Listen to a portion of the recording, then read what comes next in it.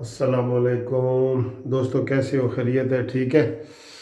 ابھی جو ذیلی کمیٹی تھی نواز شریف کے حوالے سے، فروغ نسیم والی، اس کا اجلاس ختم ہوا ہے اور اس کا رزلٹ یہ ہے کہ نواز شریف صاحب کی طرف سے، شہباز شریف صاحب کی طرف سے جو دو نمائندگان پیش ہوئے تھے، ڈاکٹر عدنان صاحب اور عطا تارڑ ایڈوکیٹ صاحب، وہ دو پیش ہوئے۔ ان کو ذیلی کمیٹی نے کہا کہ جتنی نواز شریف کو سزا ہوئی ہے اس کے برابر اربوں روپے کے جو ہے نا وہ شورٹی جمع کراؤ، تو جس پر انہوں نے کہا کہ جی ہم نے یہ نہیں کروانا۔ اور ادھر جو ریونڈ کے ذرائع ہیں نواز شریف کے حوالے سے، ذاتی طور پہ جو خبریں آ رہی ہیں کہ نواز شریف نے باہر جانے سے انکار کر دیا ہے۔ انہوں نے کہا جی میں کسی صورت نہیں جانتا۔ دوستو، میں آپ کو ایک بات اندر کی اور بتا دوں کہ یہ شہباز شریف ہی ہے جس نے نواز شریف صاحب کو مجبور کیا تھا پہلے بھی، اور شہباز شریف ہی اپنے طور پہ سارے کام کر رہے ہیں۔ نواز شریف صاحب کو تو اتنی باتوں کا ہوش ہی نہیں ہے، ان کو تو اپنی پڑی ہوئی ہے، لیکن وہ اپنے اصولوں پہ قائم ہے۔ ایک بات، اور انہوں نے انکار کر دیا کہ میں باہر نہیں جاتا۔ ٹھیک ہے دوستو، اب دوسری بات یہ ہے کہ جو یہ ذیلی کمیٹی ہے، یہ کس حیثیت میں شورٹی مانگ رہی ہے یار؟ یہ اس میں کوئی قانون ہے کہ نہیں ہے؟ نواز شریف جب ضمانت پہ آئے ہیں تو وہ شورٹی دے کے آئے ہیں نا۔ میں وکیل ہوں، میں قتل کے کیس کرتا ہوں۔ 302 کا ملزم جس نے 4 قتل کیے ہوئے ہوں، اگر عدالت اس کو ضمانت پہ رہا کرتی ہے تو اس سے شورٹی لیتی ہے 2 لاکھ کی، 3 لاکھ کی، 4 لاکھ کی، اور اس کو چھوڑ دیتی ہے۔ اگر وہ دوبارہ اس تاریخ پہ عدالت میں نہیں آتا تو اس کی عدالت بیل کینسل کرتی ہے اور اس کو مفرور ڈکلیئر کر دیا جاتا ہے۔ یہ عام روٹین ہے، عام۔ بڑے بڑے کرمنل کے ساتھ ایسے ہوتا ہے، اس کو باندھ کے نہیں رکھا جاتا کہ ایک شورٹی، پھر دوسری شورٹی، پھر تیسری شورٹی۔ کس چیز کی شورٹی؟ شورٹی تو انہوں نے 2 کروڑ کی پہلے دی ہوئی ہے، اور کون سی شورٹی؟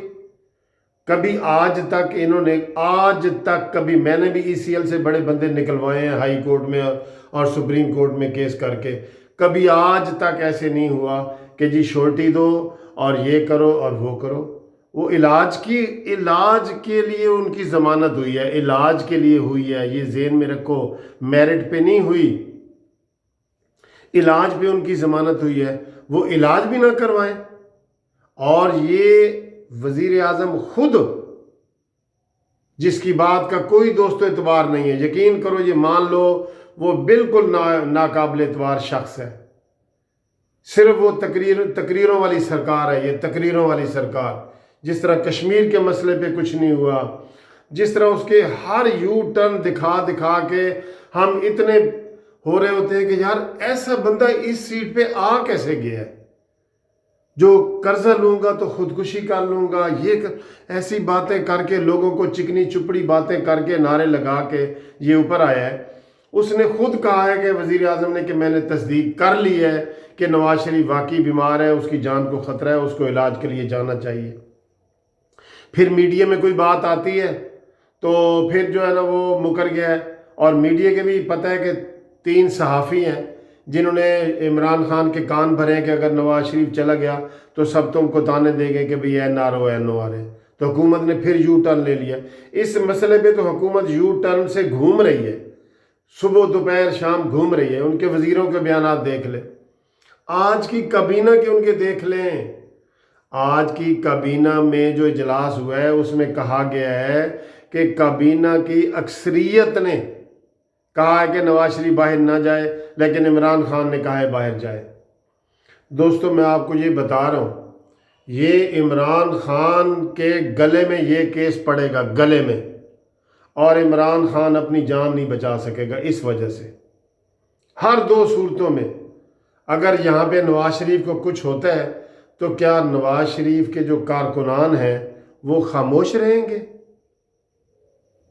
اور اس کی ذمہ داری عمران پہ نہیں آتی، اس کی ذمہ داری 100% عمران خان پہ آتی ہے، اور وہ ہی اس چیز کا ذمہ دار ہے، وہ اس چیز کا ذمہ دار ہے، اور وہ اس کو کوئی ہوش ہی نہیں ہے کہ وہ صبح اور باتیں کرتا ہے، شام کو اور باتیں کرتا ہے۔ صبح دستخط کرتا ہے، شام کو کہتا ہے میں نے نہیں کیے۔ کتنی مثالیں آپ کے سامنے آ چکی ہیں۔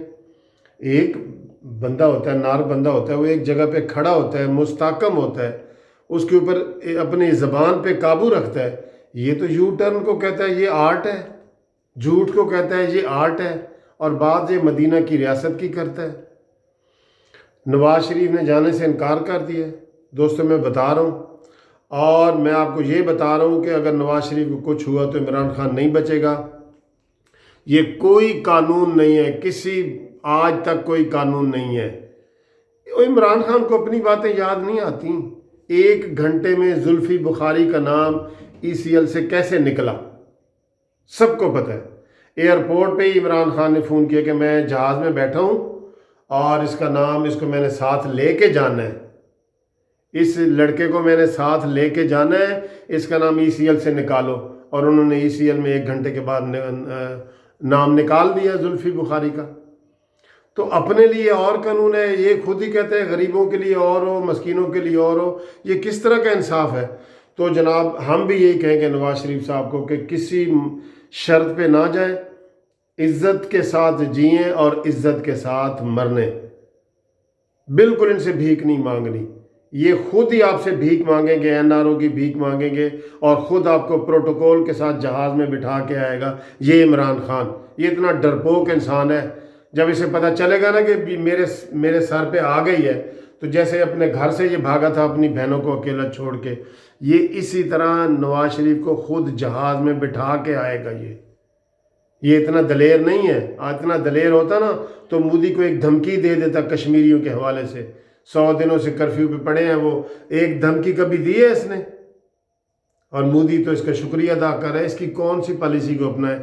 بہرحال نواز شریف نے بڑا دلیرانہ اقدام کیا ہے، انہوں نے انکار کر دیا ہے، اور یہ غیر قانونی ہے۔ بانڈ لینا ایگزیکٹو کابینہ یا ذیلی کمیٹی یا فروغ نسیم، یہ بانڈ لینا ہی غیر قانونی ہے، اور بانڈ نہیں دینا چاہیے بالکل۔